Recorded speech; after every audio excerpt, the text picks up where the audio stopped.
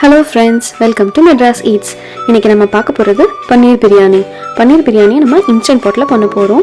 எப்பவும் போல இந்த வீடியோவோட கடைசில உங்களுக்கு ஒரு ஹெல்த் டிப்ஸ் கொடுத்திருக்கேன். வீடியோவை கடைசி வரைக்கும் பாருங்க. இப்போ ஒரு கடாயில எண்ணெய் ஊத்திருக்கேன். இதுல நான் பன்னீரை கியூப்ஸா நறுக்கி வச்சிருக்கேன் சின்ன சின்னதா. அந்த பன்னீரை முதல்ல இதுல போட்டு ஷாலோ ஃப்ரை பண்ணி வச்சுக்கலாம். பாருங்க, நறுக்கி வச்சிருக்க பன்னீரை ஒன்னொன்னா எடுத்து எல்லாமே ஒரு பக்கம் படற மாதிரி போட்டிருக்கேன். கொஞ்சம் லேசாக வதக்கிக்கோங்க. ஒரு பக்கம் வதங்கினதும் நம்ம இதப்போ வதங்கிருச்சான்னு பார்த்துட்டு கருக விட்டுறக்கூடாது. அதனால நம்ம ஒரு பக்கம் வதங்கிருச்சான்னு பார்த்துட்டு ஒன்னொன்னா திருப்பி போட்டிங்கன்னா ரெண்டு பக்கமும் நல்லா கொஞ்சம் பொன்னிறமாக ஆகிற வரைக்கும் நம்ம வச்சுருக்கணும். பாருங்கள், ரெண்டு பக்கமும் இப்போ ஒரு பக்கம் வந்ததுனால திருப்பி போட்டிருக்கேன். பொன்னிறமாயிடுச்சு. 2 பெரிய வெங்காயத்தை நீளமாக நறுக்கி வச்சுருக்கேன். 15 பச்சை மிளகாவை நீளமாக நறுக்கி வச்சுருக்கேன். 4 தக்காளியை பொடி பொடியாக சாப் பண்ணி வச்சுருக்கேன். அப்புறம் 2 கையளவு புதினா, 2 கையளவு கொத்தமல்லியை பொடி பொடியாக நறுக்கி வச்சுருக்கேன். இப்போ இன்ஸ்டன்ட் பாட்டில் 4 கரண்டி நல்லெண்ணெய் விட்டுட்டு 1 ஸ்பூன் நெய் சேர்த்துக்கிறேன். அதில் நம்ம ஏற்கனவே எடுத்து வச்சுருக்க பிரியாணி இலை, அதுக்கப்புறம் பட்டை, கிராம்பு, ஏலக்காய் எல்லாத்தையும் சேர்த்து நம்ம இப்போ வதக்கி வச்சுக்கலாம். எல்லாத்தையும் நல்லா வதக்கிக்கோங்க. இதெல்லாம் கொஞ்சம் நல்லா வதங்கினதும் இதில் நம்ம ஏற்கனவே எடுத்து வச்சிருக்க முந்திரி பருப்பை சேர்த்துக்கோங்க. முந்திரி பருப்பு ஆப்ஷனல், வேணும்னா நீங்கள் சேர்த்துக்கோங்க, இல்லாட்டி அது வேண்டாம்.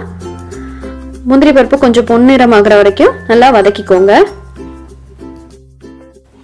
பாருங்க, முந்திரி பருப்பு கொஞ்சம் பொன்னிறமாக ஆரம்பிச்சிருச்சு. இப்போ நம்ம ஏற்கனவே கட் பண்ணி வச்சிருக்க பச்சை மிளகாவை இதோட சேர்த்து நம்ம வதக்கிக்கலாம். இந்த நேரத்தில் நான் 4 கப்பு பாசுமதி ரைஸை அரை மணி நேரம் ஊற வச்சிருக்கேன். பச்சை மிளகா கொஞ்சம் நல்லா வதங்கினதும் ஏற்கனவே நம்ம 2 பெரிய வெங்காயத்தை நீளமாக நறுக்கி வச்சிருக்கோம்ல, அதையும் இதோட சேர்த்துக்கலாம். இதுல நம்ம வெங்காயம் சீக்கிரம் வதங்கிறதுக்காக ஒரு சிட்டிகை உப்பு சேர்த்துக்கலாம். இதை போட்டு வதங்கினீங்க சீக்கிரமா வெங்காயம் வெந்துடும்.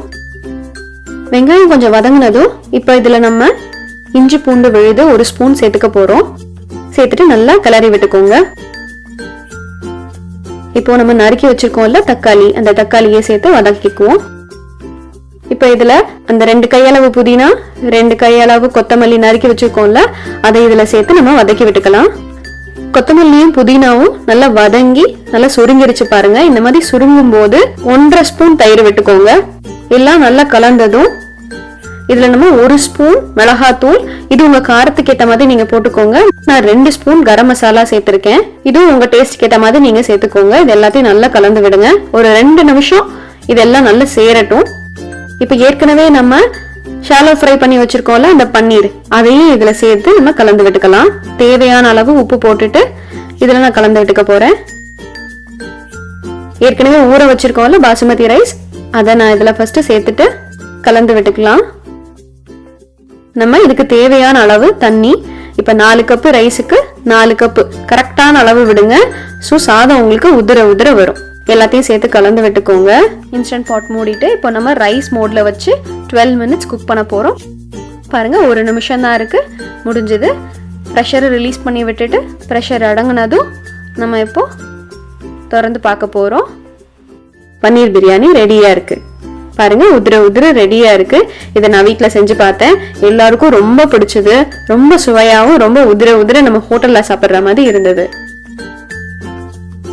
நீங்க வீட்டுல செஞ்சு பாருங்க. நம்ம முந்திரி பருப்பெல்லாம் போட்டதுனால ரொம்ப ரிச்சான பன்னீர் பிரியாணி, சைட்ல ரைத்தா, ரொம்ப சுவையா இருக்கும். இன்னைக்கு நம்ம பார்க்க போற ஹெல்த் டிப்ஸ் ஸ்டஃபி நோஸ், மூக்கடைப்பு. அதுக்கு தேவையான இன்கிரீடியன்ஸ் 2. ஒன்னு விரலி மஞ்சள், நம்ம டர்மரிக் ஸ்டிக்னு சொல்லுவாங்கல்ல, அது ஆமணக்கெண்ணெய் இல்ல விளக்கெண்ணெய், கேஸ்டர் ஆயில்னு சொல்லுவாங்க. இப்ப டர்மரிக் ஸ்டிக் எடுத்து அந்த ஏதாவது ஒரு மூளைய நீங்க கேஸ்டர் ஆயில் அந்த விளக்கெண்ணெயில லைட்டா டிப் பண்ணிட்டு இப்போ கேண்டல்லையோ இல்லாட்டி விளக்குலையோ நீங்க வச்சு காமிச்சிங்கன்னா அந்த ஸ்மோக் வரும். அந்த ஸ்மோக்கு நீங்க என்ன பண்ணணும்னா ஒரு மூக்கை மூடிட்டு இன்னொரு பக்கமா நீங்க வந்து அதை சுவாசிச்சீங்கன்னா, அதுக்கப்புறம் அதே மாதிரி நீங்க இந்த மூக்கை மூடிட்டு அந்த மூக்கால சுவாசிச்சீங்கன்னா 5 தடவை இப்படி பண்ணீங்கன்னா உங்களுக்கு மூக்கடைப்பு கம்ப்ளீட்டா போயிட்டு ஈஸியா நீங்க வந்து சுவாசிக்கலாம். இந்த டிப்ஸ் நீங்க வீட்ல ட்ரை பண்ணுங்க. எங்க வீட்ல வந்து இந்த மாதிரி கோல்டு எல்லாருக்கும் பிடிக்கும் போது பெரியவங்களுக்கு எல்லாம் நாங்க இதுதான் பண்ணுவோம். நீங்க வீட்ல ட்ரை பண்ணி பார்த்துட்டு உங்க கமெண்ட்ஸ், உங்க சஜஷன்ஸை என் கூட ஷேர் பண்ணிக்கோங்க. இந்த வீடியோ உங்களுக்கு ரொம்ப பிடிச்சிருந்ததுன்னா லைக் பண்ணுங்க, ஃப்ரெண்ட்ஸுக்கு ஷேர் பண்ணுங்க, என் சேனலுக்கு சப்ஸ்கிரைப் பண்ணுங்க. நன்றி, வணக்கம்.